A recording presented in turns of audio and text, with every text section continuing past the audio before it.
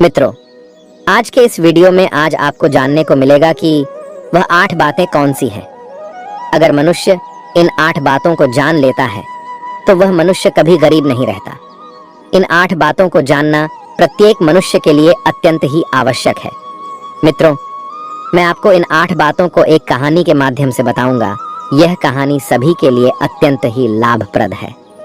मित्रों, एक बार भगवान श्री कृष्ण जी के पास देवर्षि नारद जी आते हैं। तब भगवान श्री कृष्ण देवर्षि नारद जी से कहते हैं, हे नारायण भक्त नारद जी, आज आप हमारे यहाँ किस प्रयोजन से पधारे हैं। तब देवर्षि नारद जी कहते हैं कि हे प्रभु, मैं आपके पास अपने एक प्रश्न के निवारण के लिए आया हूँ। तब श्री कृष्ण कहते हैं कि कहो नारद जी, आपका कौन सा इतना अति आवश्यक प्रश्न आन पड़ा है जिसकी वजह से आप आज हमारे पास पधारे हैं। तब नारद जी कहते हैं कि हे भगवान, मुझे मनुष्यों के कल्याण के लिए आपसे 8 बातें जाननी है जो प्रत्येक मनुष्य के लिए अति आवश्यक हो, जिससे कलयुग के प्रत्येक मनुष्य का कल्याण हो सके। तब श्री कृष्ण कहते हैं कि हे देवर्षि नारद जी, आज आपने सच में संसार के कल्याण हेतु अति आवश्यक प्रश्न किया है। आपके द्वारा पूछे गए प्रश्न की वजह से संपूर्ण धरती लोक के मनुष्य का जीवन सफल हो जाएगा। परंतु हे नारद जी, मैं आपको इस प्रश्न का उत्तर एक कथा के माध्यम से दूंगा। तब देवर्षि नारद जी कहते हैं कि हे भगवान, आप उस कथा को कहिए। मैं आपके द्वारा सुनाई गई कथा को पूरा अंत तक सुनूंगा और संपूर्ण लोक जगत में विख्यात भी करूंगा। तब श्री कृष्ण कहते हैं कि हे देवर्षि नारद जी, आज तुम्हें एक अमीर बहन और गरीब भाई की कथा सुनाता हूँ। आज की कथा सुनकर तुम्हें पता चल जाएगा कि एक भाई और बहन का रिश्ता कैसा होता है और हर एक बहन और भाई को अपना रिश्ता कैसे निभाना चाहिए। साथ ही साथ तुम्हें आज की इस कथा में जानने को मिलेगा कि आखिर मनुष्य गरीब क्यों हो जाता है। वह कौन से कारण हैं जिनकी वजह से मनुष्य गरीब हो जाता है। आखिर मनुष्य द्वारा किए गए ऐसे कौन से काम होते हैं जिनको करने से मनुष्य निर्धन हो जाता है और गरीबी के दलदल में फंसता चला जाता है। अब श्री कृष्ण कथा को सुनाना आरंभ करते हैं और कहते हैं कि हे देवर्षि नारद जी, बहुत पुराने समय की बात है। किसी नगर में एक बहुत ही धनवान माध्यम वर्ग का एक किसान रहता था। उस किसान के घर में 2 जुड़वा संतानें पैदा हुई थीं। उन दोनों जुड़वा संतानों में से एक पुत्र था और दूसरी जो संतान थी वह पुत्री थी। उस किसान ने अपने पुत्र का नाम राहुल रखा और अपनी पुत्री का नाम चित्रा रखा। इधर जब उस किसान की संतानें बड़ी होने लगीं, धीरे धीरे जब उनकी आयु एक दिन विवाह के योग्य हो गई तो किसान को अपने बच्चों की विवाह की चिंता सताने लगती है। एक दिन किसान किसी कार्य से अपने पड़ोस के एक शहर में जाता है तो वहां पहुंचकर एक व्यापारी का पुत्र उसे पसंद आ जाता है और उस व्यापारी के पुत्र के साथ में वो अपनी बेटी चित्रा का विवाह कर देता है। वह किसान अपनी पुत्री के विवाह में कोई कमी नहीं छोड़ता है। इस प्रकार से चित्रा अपने पिता के यहाँ से विदा होकर अपने ससुराल चली जाती है। उस किसान ने अपने बेटी को विदा करने के बाद वह अपने पुत्र के विवाह के बारे में सोचने लगता है। उसके मन में यह चल रहा था कि बेटी तो मेरी अपने घर की हो गई, अब मुझे अपने पुत्र का विवाह कर देना चाहिए। यदि मेरे पुत्र का विवाह हो गया तो मैं अपना बचा हुआ शेष जीवन अपनी बहू बेटियों के साथ में रहकर आराम से व्यतीत करूंगा। अब श्री कृष्ण कहते हैं कि हे देवर्षि नारद जी, ईश्वर की लीला बड़ी विचित्र है। परमात्मा न जाने कब किसको धनवान बना दे और कब किसके लिए गरीबी का द्वार खोल दे, इसके बारे में कोई नहीं जानता। अब उस धनवान किसान के साथ भी कुछ ऐसा ही होता है। एक दिन वह किसान एक बड़ी भयानक बीमारी की चपेट में आ जाता है। जब इधर किसान का पुत्र अपने पिता की ऐसी हालत देखता है तो अपने पिता की ऐसी हालत को देखकर वह बहुत ही ज्यादा दुखी हो जाता है और उसके बाद में अपने पिता का अच्छे से अच्छे वैद्य से इलाज करवाता है और अपने पिता के लिए महंगी से महंगी दवाइयाँ लेकर आता है। परंतु उसके पिताजी की हालत में कोई सुधार नहीं हो रहा था। धीरे धीरे उस किसान की धन संपत्ति सारी पिता के इलाज में चली गई। इस प्रकार अपने पिता का इलाज कराते हुए उस किसान का पुत्र अब गरीबी के कगार पर आकर खड़ा हो जाता है। परंतु फिर भी पिता की हालत में किसी प्रकार का कोई सुधार नहीं होता। जब कोई भी दवाई उस किसान की बीमारी में काम नहीं करती है तो एक दिन वह किसान अपने बेटे को अपने पास बुलाता है और अपने बेटा राहुल से कहता है कि हे पुत्र, जब भी कोई काम मनुष्य के सामर्थ्य से बाहर हो जाए या फिर उस काम का कोई समाधान ना मिले, तो फिर ऐसे समय में उस काम को ईश्वर के भरोसे छोड़ देना चाहिए। इसलिए पुत्र, अब तुम मेरी चिंता छोड़ो और तुम अब अपने भविष्य के बारे में सोचो।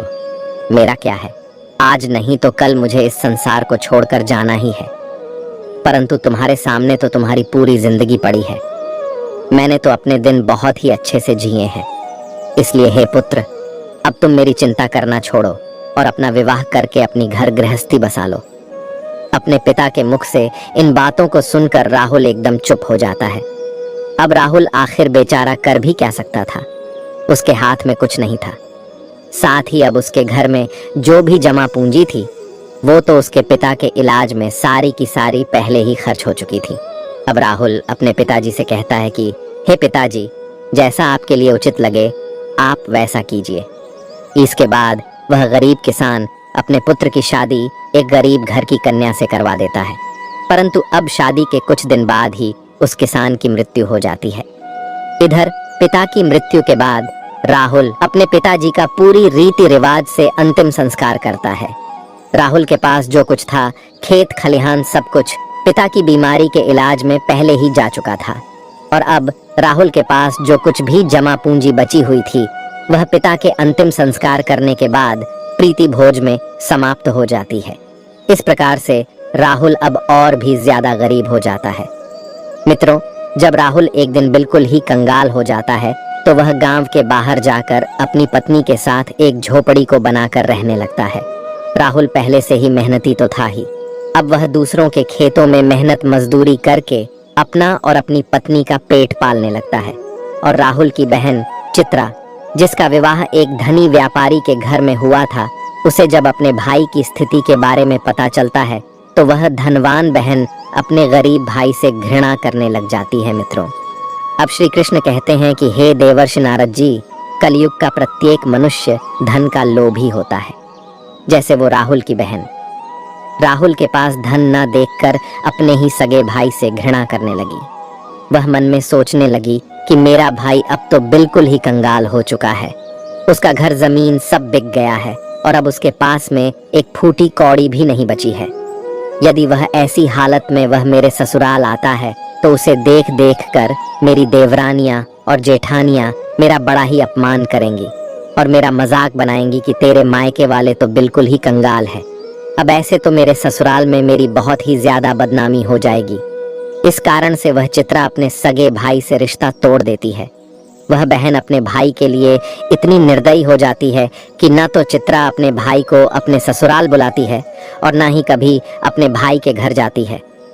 अब चित्रा के भाई राहुल को धीरे धीरे अच्छी तरह से पता हो जाता है कि अब मेरी प्यारी सी मुस्कान वाली जो बहन हुआ करती थी वही बहन आज मुझसे नफरत क्यों कर रही है। इसलिए राहुल भी अपनी बहन के ससुराल कभी नहीं जाता है। इस प्रकार से चित्रा तो बड़े ऐशो आराम के साथ में अपनी ससुराल में अपनी जिंदगी गुजार रही थी, परंतु राहुल मेहनत मजदूरी करने के बाद भी अपनी पत्नी के साथ झोपड़ी में रहकर किसी तरह से अपने जीवन के दिनों को काट रहा था। अब श्री कृष्ण कहते हैं, हे देवर्षि नारद जी, ऐसे ही करते करते कुछ साल गुजर जाते हैं। अब चित्रा की भी संतानें बड़ी हो चुकी थीं।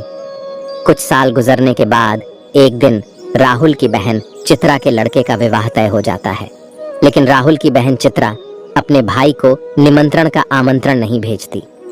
जब राहुल को इस बात का पता चलता है कि उसके भांजे की शादी होने वाली है तो इस बात को सुनकर राहुल प्रसन्न हो जाता है और अपनी पत्नी के पास जाकर इस बात की खबर देता है। राहुल की पत्नी का नाम दिव्यानी था। जब राहुल अपनी पत्नी दिव्यानी को यह बातें बताता है कि मेरी बहन के बेटे की शादी है और हम सभी को बहन के घर जाना है, अब राहुल की पत्नी को इस बात की जानकारी होती है कि ननद के बेटे की शादी है, तो वह इस बात को सुनकर अत्यंत ही खुश हो जाती है। अब वह सोचने लगती है, चलो इसी बहाने से सही, कम से कम मैं अपनी ननंद से जाकर के मिल तो आऊंगी और उसके घर को देख आऊंगी।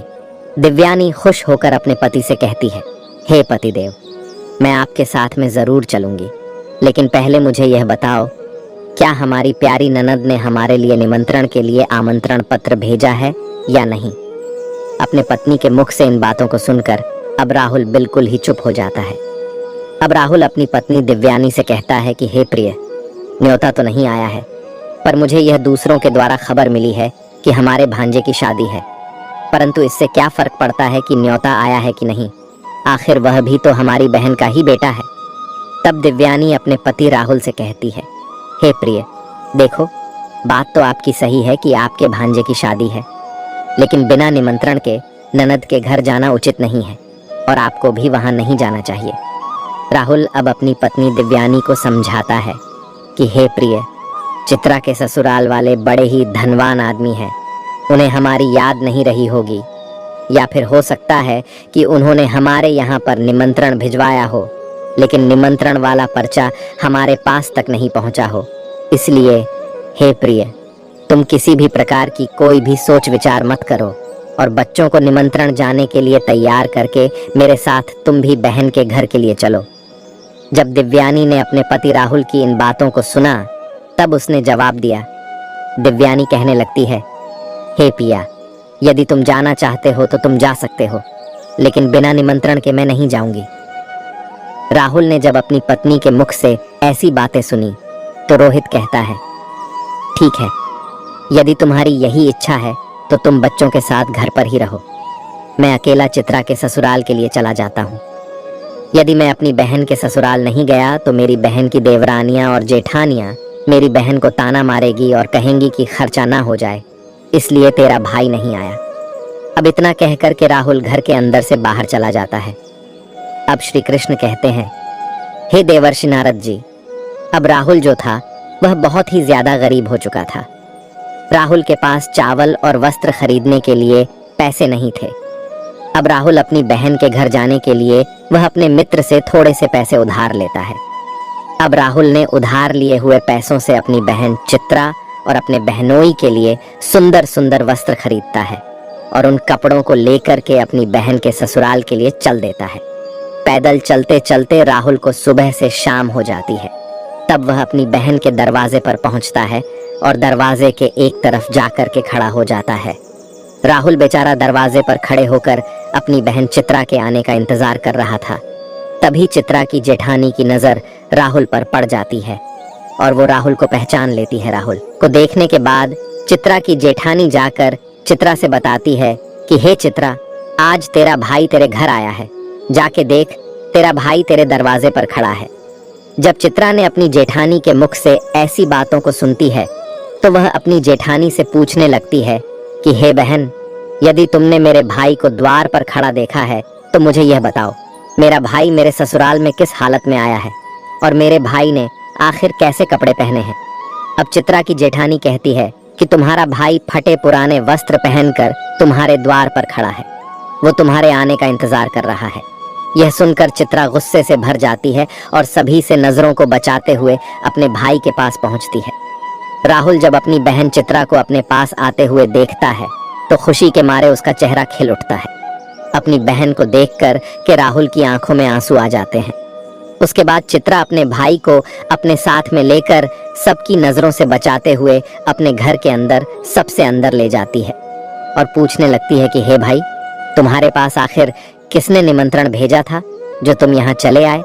तब राहुल कहता है, बहना, तुमने तो अपने भाई को बिल्कुल भुला ही दिया है, परंतु मुझे किसी से पता चला कि मेरे भांजे की शादी है, इसीलिए मैं तुम्हारे लिए और तुम्हारे बेटे के लिए नए कपड़े लेकर आया हूँ।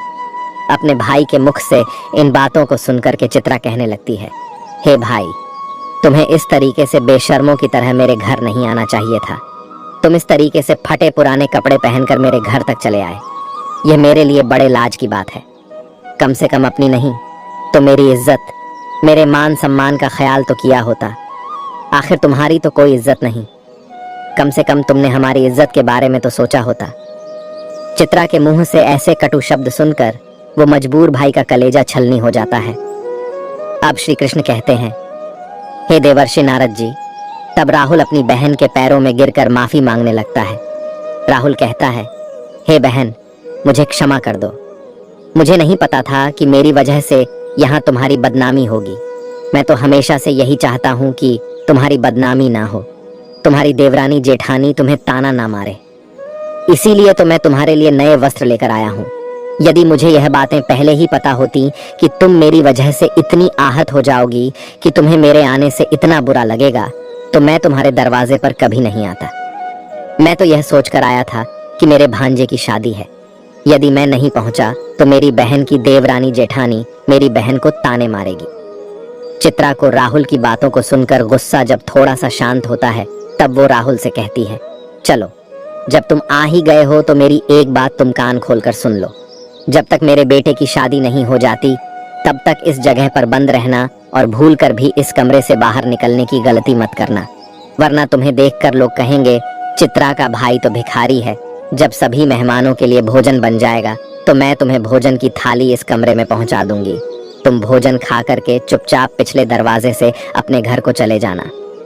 राहुल कहता है, ठीक है बहना, मैं आज रात को ही तुम्हारे घर से अपने गांव के लिए चला जाऊंगा, मगर मेरी तुमसे एक विनती है। मैं तुम्हारे लिए और जीजा जी के लिए जो कपड़े लाया हूँ, तुम उन कपड़ों को रख लो। उन्हें मैं तुम्हारे लिए बड़े प्यार से लाया हूँ। चित्रा ने अपने भाई से कपड़ों को लेकर कमरे के बाहर चली जाती है और जाते समय बाहर से उस कमरे की कुंडी लगा जाती है। राहुल उस कमरे में बैठकर अपनी बहन के वापस आने का इंतजार करने लगता है। अब श्री कृष्ण कहते हैं, हे देवर्षि नारद जी। इधर राहुल उस कमरे में बैठा हुआ अपनी बहन के लौटने का इंतजार कर रहा था कि मेरी बहन मुझे भोजन खिलाने के लिए लौटकर वापस आती ही होगी। आज तो मुझे स्वादिष्ट भोजन खाने को मिलेगा। परंतु राहुल को क्या पता था कि वो निर्मोही बहन अपने भाई को उस कमरे में बंद करके अपने घरेलू काम धंधे में लग चुकी है और भाई के लिए भोजन देना भूल चुकी है। राहुल की बहन चित्रा शादी के काम धंधे में इतनी ज्यादा खो जाती है कि अब उसे याद ही नहीं रहता कि मेरा भाई मेरे यहाँ कमरे में बंद है और वह मेरे लौटने का इंतजार कर रहा है। अब जैसे जैसे समय बीतने लगता है, भूख प्यास की वजह से राहुल अब छटपटाने लगता है और उसकी हालत भी खराब होने लगती है। तब राहुल अपनी बहन को आवाज लगाता है, लेकिन उसकी आवाज को कोई भी नहीं सुनता है। चित्रा का घर बहुत बड़ा था। चित्रा ने अपने भाई को सबसे किनारे वाले कमरे में बंद किया था और उधर कोई आता जाता भी नहीं था और चित्रा शादी की रस्मों में व्यस्त थी। इस तरह से राहुल को उस कमरे में पड़े पड़े 2 दिन बीत जाते हैं। अब श्री कृष्ण कहते हैं कि हे देवर्षि नारद जी, अब इधर राहुल को पत्नी और बच्चों की याद आती है।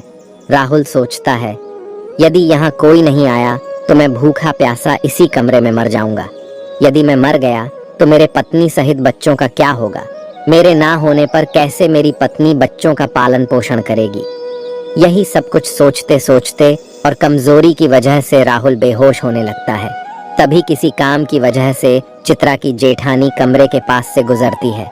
जब राहुल के कानों में किसी के आने की आवाज सुनाई देती है, राहुल अपनी पूरी ताकत से उस कमरे का दरवाजा पीटने लगता है। जब चित्रा की जेठानी के कानों में उस दरवाजे को पीटने की आवाज जाती है तो वो दरवाजे को खोल कर देखती है तो अंदर राहुल को देखकर वह चौंक जाती है और राहुल से पूछने लगती है, हे भाई, तुम्हें इस कमरे में किसने बंद किया है? राहुल इस बात का कोई जवाब नहीं देता है क्योंकि वह अपनी बहन को उसकी ही जेठानी की नजरों में गिराना नहीं चाहता था। परंतु जब चित्रा की जेठानी ने दोबारा पूछा तो राहुल झूठ मूठ कह देता है कि मैं इस कमरे में आराम कर रहा था। तभी किसी ने गलती से बाहर से दरवाजे की कुंडी लगा दी और मैं इस कमरे में बंद हो गया। बहन, यदि तुम आज नहीं आती तो मेरे प्राण आज चले जाते। और इतना कहने के बाद राहुल घर के पिछले दरवाजे से चुपचाप बाहर निकलकर चला जाता है। राहुल बेचारा 3 दिन का भूखा प्यासा था। वह चुपचाप अपने घर की तरफ को चल देता है। अंत में वह चलते चलते काफी दूर निकल जाता है तो भूख प्यास के मारे उससे ठीक से रास्ते पर चला भी नहीं जा रहा था। उसे एक कदम चलते ही चक्कर आने लगता है। जब राहुल चलते चलते खूब थक जाता है और जैसे ही राहुल का सिर चकराता और वह जमीन पर गिरने वाला होता है, तभी वहां पर कहीं से एक बूढ़ी औरत आ जाती है और वह बूढ़ी औरत राहुल के गिरने से पहले ही राहुल को पकड़ लेती है। अब श्री कृष्ण कहते हैं, हे देवर्षि नारद जी, जब कुछ घंटे बाद राहुल को दोबारा होश आता है तो राहुल स्वयं को एक बूढ़ी औरत की गोद में लेटा हुआ पाता है। वह बूढ़ी औरत एक पंखा लेकर उसको हवा कर रही थी। होश आने के पश्चात राहुल खड़ा हो जाता है और खड़े होने के बाद में उस बूढ़ी औरत से कहता है, हे माँ, तुम कौन हो मित्रों? अब श्री कृष्ण कहते हैं, हे देवर्षि नारद जी, जिस बूढ़ी माँ की गोद में वह बेचारा राहुल लेटा हुआ था, वह बूढ़ी माँ साक्षात देवी माँ थी। क्योंकि राहुल की पत्नी सुशीला रोज उस देवी माँ की पूजा किया करती थी और पूर्ण श्रद्धा से, भाव से देवी माँ की भक्ति किया करती थी। इसीलिए जब रोहन चक्कर खा करके गिरने वाला होता है तो उसी समय पर देवी माँ प्रकट होकर रोहन को संभाल लेती है और रोहन का सिर अपनी गोद में रखकर उसे अपनी गोद में सुला लेती है। जब रोहन को होश आता है तो वह देवी माता के लिए प्रणाम करके कहता है, हे देवी माँ, तुम कौन हो? अब श्री कृष्ण कहते हैं कि हे देवर्षि नारद जी, वह बूढ़ी औरत कहती है, मैं एक दुखिया हूँ और इस जंगल को अपना घर समझकर इस जंगल के बीचों बीच वास करती हूँ। तब राहुल उस बुढ़िया को प्रणाम करके अपने घर के लिए वहां से चलने लगता है। तभी उस समय पर बूढ़ी औरत कहती है, बेटा, तुम भला कहाँ से आ रहे थे और इधर कहाँ को जा रहे हो? तब राहुल बताता है, हे माँ, मेरे भांजे की शादी थी, इसी वजह से मैं अपनी बहन के घर गया हुआ था और इधर मेरा गांव है, मैं इधर अपने गांव के लिए जा रहा हूँ। तो बूढ़ी औरत राहुल से कहती है, बेटा, यदि तुम बुरा ना मानो तो मैं तुमसे एक बात पूछना चाहती हूँ। तब राहुल कहता है, पूछो माँ, तुम मुझसे क्या पूछना चाहती हो? बूढ़ी औरत कहती है कि बेटा, यदि तुम अपनी बहन के घर से आ रहे हो, जैसा तुमने मुझे बताया कि तुम्हारी बहन के यहाँ पर शादी थी, तो फिर तुम खाली हाथ कैसे अपने घर जा रहे हो? क्या तुम्हारी बहन ने तुम्हारे बच्चों और पत्नी के लिए कुछ नहीं भेजा क्या? तब उस बूढ़ी औरत के मुख से ऐसी बातों को सुनकर के राहुल की आंखों में आंसू आ जाते हैं। राहुल उस बूढ़ी औरत को सारी बात बता देता है। इस प्रकार से राहुल के मुंह से पूरी घटना को सुनने के बाद में वह बूढ़ी माता कहती है, हे पुत्र, तुम किसी भी प्रकार की चिंता मत करो, जो हुआ उसे भूल जाओ और सुनो, यहाँ से कुछ दूरी पर मेरा एक बगीचा है। उस बगीचे में अनेकों प्रकार के फल लगे हुए हैं। तुम उस बगीचे में चल कर के पहले कुछ फल खाकर अपना पेट भर लो, क्योंकि तुमने 2 दिन से कुछ नहीं खाया है। जब तुम्हारा पेट भर जाए तो कुछ फल तुम अपनी पत्नी और बच्चों के लिए भी तोड़ कर रख लेना। जब तुम्हारी पत्नी और बच्चे जब भी तुमसे मिलेंगे तो पूछेंगे कि तुम अपनी बहन के ससुराल से क्या लेकर के आए हो, तो तुम कह देना, मेरी बहन ने तुम्हारे लिए फल भेजे हैं। ऐसा करने से तुम अपनी पत्नी और बच्चों के सामने शर्मिंदा होने से बच जाओगे और इससे तुम्हारी मान प्रतिष्ठा भी बची रहेगी। राहुल इस प्रकार से जब बूढ़ी औरत की इन बातों को सुनता है तो वह उनकी बात मान करके राहुल बूढ़ी औरत के बगीचे में पहुंच जाता है। उस बगीचे में नाना प्रकार के फल लगे हुए थे। तब राहुल उन वृक्षों से फल तोड़कर खाने लगता है और जब उसका पेट भर जाता है तो कुछ फलों को तोड़ करके वह अपने थैले में रख लेता है। यह सब करने के बाद में राहुल उस बूढ़ी औरत से आज्ञा लेकर अपने घर के लिए चलने को तैयार होता है। तो वह बूढ़ी औरत राहुल से कहती है, हे पुत्र, जाते समय तुम मेरी इन 8 बातों को ध्यान से सुनते जाओ, ये तुम्हारे जीवन में बहुत ज्यादा काम आएंगी। मित्रों, अब श्री कृष्ण कहते हैं, हे देवर्षि नारद जी, आपने अभी तक जो कहानी सुनी है कि वह 8 बातें कौन सी हैं जिसे सबको पता होना चाहिए। अब इस कथा में आपको वह 8 जानने को मिल जाएंगी। अब श्री कृष्ण कथा को आगे बढ़ाते हुए कहते हैं कि इस प्रकार से बूढ़ी औरत जो साक्षात देवी का अवतार थी, वह राहुल को 8 बातें बताती है। उन 8 बातों को सुनकर के राहुल अपने घर के लिए चल देता है। जब राहुल फलों से भरे हुए उस थैले को लेकर अपने घर पर पहुंचता है, तब राहुल के छोटे छोटे बच्चे और राहुल की पत्नी राहुल के पास आते हैं और पूछने लगते हैं, पिताजी, आप बुआ के घर से आ रहे हो, आखिर बुआ ने हमारे लिए क्या भेजा है? राहुल ने जब अपने बच्चों के मुंह से यह सुना, तब राहुल ने अपने हाथों का थैला अपनी पत्नी को थमा दिया और थैला देने के बाद राहुल घर से बाहर निकलकर चला जाता है। राहुल के जाने के बाद में राहुल की पत्नी जब उस थैले को खोलकर देखती है तो थैले के अंदर का नजारा देखकर राहुल की पत्नी एकदम से हैरान रह जाती है। दिव्यानी थैले में देखती है कि वो थैला पूरा सोने चांदी के रूप में बने फलों से भरा हुआ है। राहुल जो फल लाया था उसमें से कुछ अनार भी थे। जब राहुल की पत्नी ने अनार को फोड़ा तो अनार के फलों से हीरे निकलते हैं। ये सब देख करके राहुल की पत्नी बहुत खुश हो जाती है। वह भागी भागी अपने पति के पास में पहुंचती है और अपने पति के पास पहुंच करके अपने पति से कहती है कि हे प्रिय, तुम तो शादी में गए थे और आखिर तुम लेकर क्या आए हो? अपनी पत्नी की इन बातों को सुनकर राहुल सोचने लगता है कि मेरे घर वालों को शायद फल पसंद नहीं आए होंगे, इसीलिए मेरी पत्नी मुझसे ऐसी बात पूछ रही है। मुझे तो अपने बच्चों के लिए लड्डू पेड़ा लेकर आना चाहिए था। तब राहुल अपनी पत्नी से कहता है, हे प्रिय बहन ने जो कुछ भी भेजा है वह मैंने लाकर तुम्हें दे दिया। अब जो कुछ भी थैले में है उसे ही बच्चों को बांट कर दे दो। तब पत्नी कहती है, हे प्रिय, पहले तुम घर के अंदर चलो और घर पर चलकर देखो तो कि तुम्हारी बहन ने तुम्हारे लिए क्या भेजा है। यह कहकर दिव्यानी अपने पति के हाथ को पकड़कर घर के भीतर ले जाती है और अपने पति से कहती है, इसे जरा देखिए तो सही, आखिर हमारी ननद ने हमारे लिए क्या भेजा है। और इतना कहकर दिव्यानी राहुल के सामने थैले को पलट देती है। थैला पलटते ही अंदर से हीरे मोती सोना चांदी निकलते हैं। दिव्यानी कहती है कि आखिर हमारी ननद ने तो हमारा भाग्य ही बदल दिया। उन्होंने फलों में छुपा करके हीरे मोती भेजे हैं।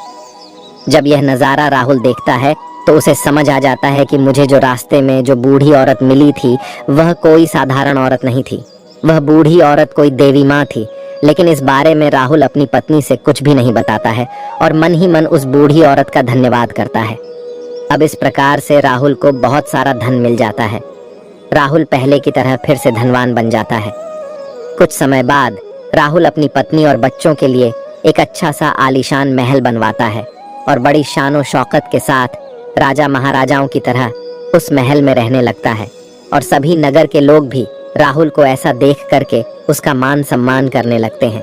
धीरे धीरे करके इधर जब राहुल का महल तैयार हो जाता है, जब उसकी राजा महाराजाओं जैसी शान शौकत हो जाती है, तो एक दिन राहुल की पत्नी सुशीला अपने पति से कहती है कि हे प्रिय, बहुत ही जल्द सावन का महीना आने वाला है और सावन के महीने में सभी स्त्रियां अपने पिता के घर जाती हैं। इसलिए तुम भी अपनी बहन के ससुराल जाओ और मेरी ननंद को मेरे घर बुलाकर लाओ। इसी बहाने से वो अपने नैहर को घूम जाएंगी। इसी बहाने से मैं भी अपने ननंद से मिल लूंगी। राहुल जब अपनी पत्नी की ऐसी बात सुनता है तो राहुल अपनी पत्नी के कहने पर एक बार फिर से अपनी बहन के ससुराल चल देता है और कुछ समय के बाद ही अपनी बहन के ससुराल पहुंच जाता है। अब राहुल एक बार फिर से अपनी बहन के उसी दरवाजे पर जाकर खड़ा हो जाता है जिस दरवाजे पर वो कुछ दिन पहले आकर के खड़ा हुआ था। उसी समय पर चित्रा की जेठानी घर से बाहर निकलती है और बाहर का नजारा देख करके वह तुरंत ही दौड़ी दौड़ी चित्रा के पास में चली जाती है और चित्रा से कहती है कि हे चित्रा बहन, आज भी तेरा भाई आया है।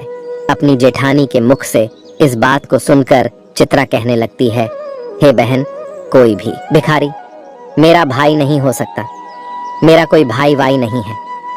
दरअसल चित्रा ऐसा इसलिए कह रही थी क्योंकि चित्रा इस बार भी अपने भाई को वही भिखारी ही समझ रही थी।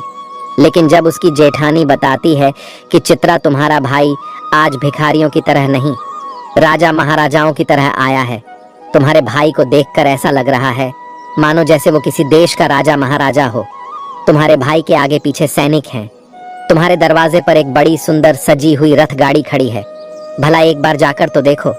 अब चित्रा ने अपनी जेठानी के मुख से इन बातों को सुनती है तो उसे अपनी जेठानी की बातों पर किसी प्रकार का कोई यकीन नहीं होता है और सच्चाई जानने के लिए अपने भाई को छुप कर देखने लगती है। जैसे ही चित्रा ने अपने भाई के उस रूप को देखा तो अपने भाई के ठाठ बाट को देख करके चित्रा एकदम चकित रह गई। वह सोचने लगती है कि कल तक तो मेरा भाई बिल्कुल ही भिखारी था, उसके पास तो पहनने के लिए वस्त्र भी नहीं थे, फिर अचानक एकदम से वह इतना अमीर कैसे बन गया। अब तो राहुल की बहन चित्रा आरती का थाल सजाकर अपने भाई की आरती उतारने लगती है।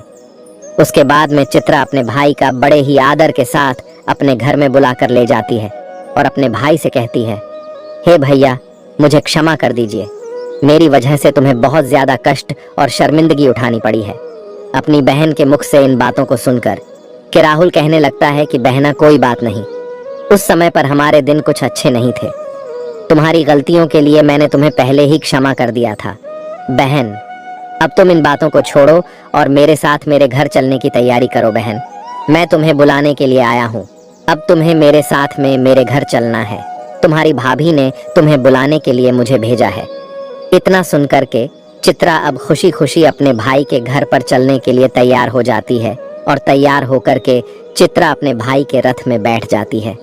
इस तरीके से जब राहुल की बहन अपने नैहर में पहुंचती है तो अपने भाई की शानो शौकत को देखकर एकदम से दंग रह जाती है।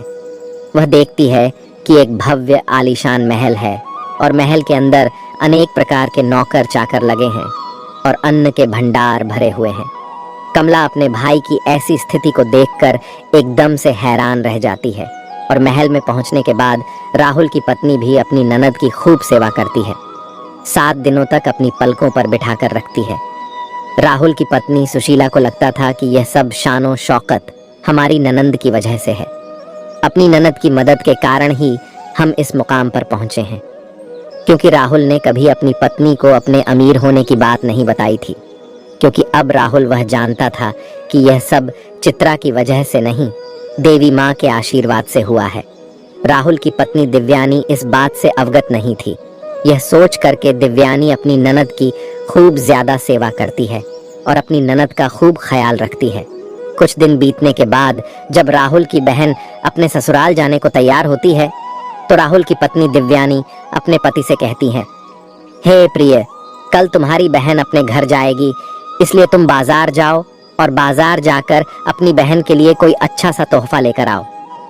अपनी पत्नी की इन बातों को सुनकर राहुल घर से चला जाता है और राहुल एक मोची की दुकान पर पहुंचता है और मोची से कहता है, हे मोची भाई, मुझे अपनी बहन के लिए बोलने वाली जूती बनवानी है। क्या तुम मेरी बहन के लिए बोलने वाली जूती बना सकते हो? मोची कहता है, हे सेठ, मैं बोलने वाली जूती तो बना दूंगा, लेकिन उसके बनवाने की बहुत कीमत लगेगी। तब राहुल कहता है, अब वह मोची से कहता है, भाई मैं तुम्हें मुंह मांगा पैसा दूंगा, लेकिन तुम ऐसी जूतियां बना दो कि वे जूतियां जब भी मेरी बहन पहनकर चले तो वे जूतियां बारी बारी से मैं आपको जो ये 8 बातें बताने वाला हूँ उन 8 बातें को बोले। इसके बाद मोची को राहुल वह ज्ञान की 8 बातें बताता है, जो बातें उसे उस बूढ़ी औरत ने चलते समय बताई थी। अब श्री कृष्ण कहते हैं कि हे देवर्षि नारद जी, अब राहुल मोची से कहता है कि हे मोची भाई, अब मैं तुम्हें वो ज्ञान की बातें बताता हूँ। इस प्रकार से राहुल बारी बारी से वे बातें मोची को बताता है।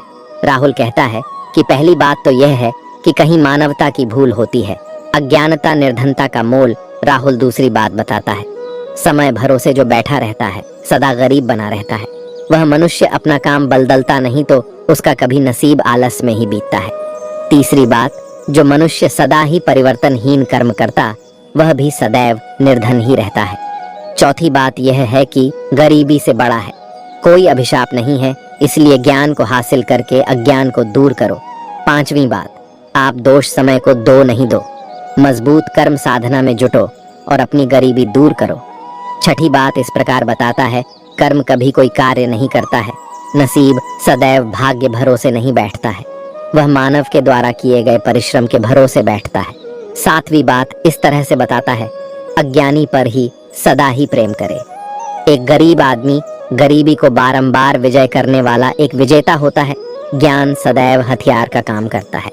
आठवीं और सबसे आखिरी बात बताते हुए राहुल कहता है कि हे मोची भाई, मेरी बहन जब 8वां कदम रखे तो जूतियां बस यही बात बोले कि पैसों के बाजार में बदल गई तहजीब, धन दौलत से जुड़ रहे रिश्ते हुए गरीब। इधर राहुल मोची से कहता है कि हे मोची भाई, ऐसी 8 बातें बोलने वाली मुझे जूतियां बना दो। जब यह 8 बातें वो जूतियां बोलेगी और जब मेरी बहन इन बातों को सुनेगी तो उसे अपनी गलती का एहसास होगा कि उसने कैसे पैसे के घमंड में आकर के अपने भाई का ऐसा अपमान किया था। उसे अपने भाई का अपमान नहीं करना चाहिए था। अब श्री कृष्ण कहते हैं, हे देवर्षि नारद जी, राहुल उस मोची से अपनी बहन के लिए हीरे मोतियों से जड़ी हुई सोने और चांदी की जूतियां बनवाता है और उन जूतियों को ले जाकर अपनी बहन के लिए उपहार स्वरूप दे देता है। सोने चांदी की जूतियों को देखकर कि चित्रा का चेहरा एकदम खिल सा जाता है।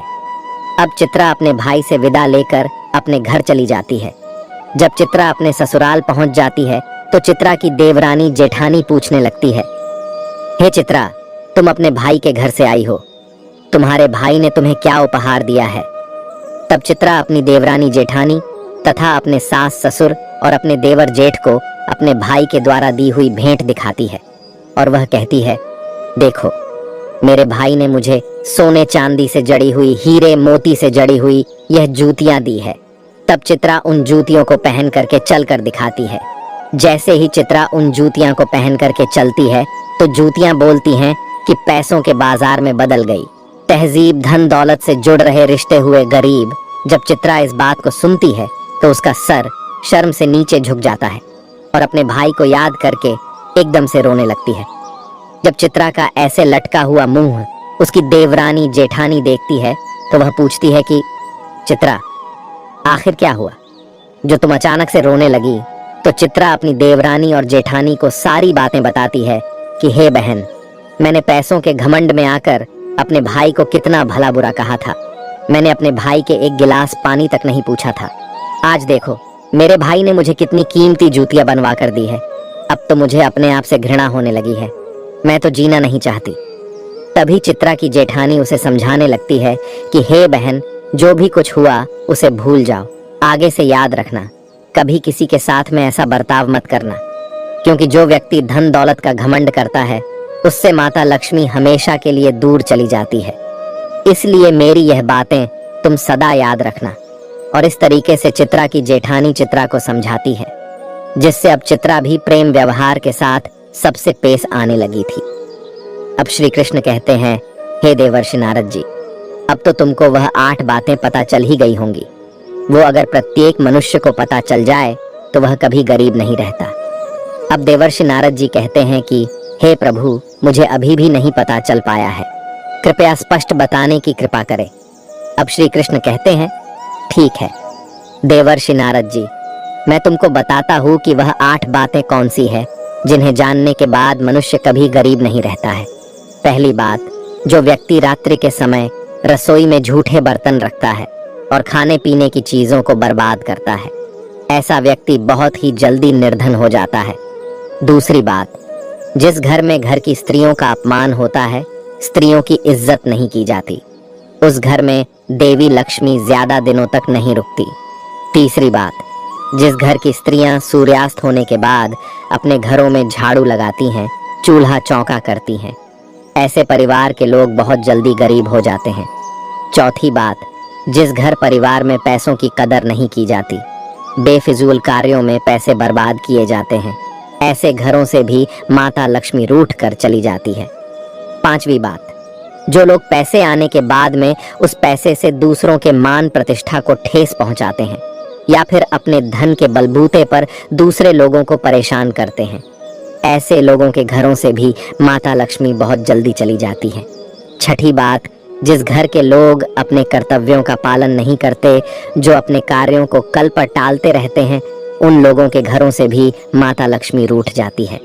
सातवीं बात, जिस घर परिवार के लोग अपने से बड़े लोगों की इज्जत नहीं करते, अपने से बड़ों का कहना नहीं मानते या फिर अपने से बड़ों से कटु शब्द बोलते हैं, ऐसे लोगों को भी गरीबी का सामना करना पड़ता है, वह भी निर्धनता के हकदार होते हैं।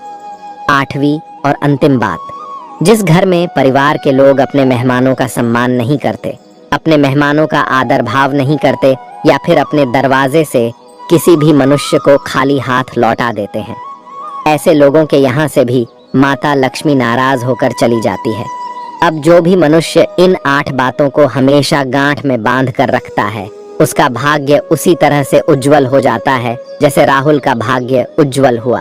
अब श्री कृष्ण कहते हैं, हे देवर्षि नारद जी, अब तो आपको आपके प्रश्न का उत्तर भी मिल गया होगा और उन 8 बातों के बारे में भी पता चल गया होगा। तब देवर्षि नारद जी कहते हैं, हे माधव, आपके आशीर्वाद से मुझे सब कुछ मालूम हो गया है। आपका मुझे इस प्रकार का ज्ञान देने के लिए सत सत नमन मित्रों। इस प्रकार माया का कभी घमंड नहीं करना चाहिए। ईश्वर ना जाने कब किसके लिए गरीब का द्वार खोल दे और कब किसके लिए अमीरी का द्वार खोल दे, इस बात को किसी को पता नहीं है। यह बात उस मनुष्य के समझ में भी आ जाती है कि पैसों के घमंड में आकर कभी भी किसी का अपमान या अनादर नहीं करना चाहिए। तो मित्रों, आपको हमारे वीडियो के द्वारा दिया गया ज्ञान कैसा लगा, कृपया हमें कमेंट करके अवश्य बताइएगा। साथ ही आप सभी से विनम्र निवेदन है कि हमारे चैनल को भी सब्सक्राइब अवश्य कर लेना और जितना हो सके इस वीडियो को शेयर करें ताकि सभी को इसके बारे में पता चल सके। मित्रों, वीडियो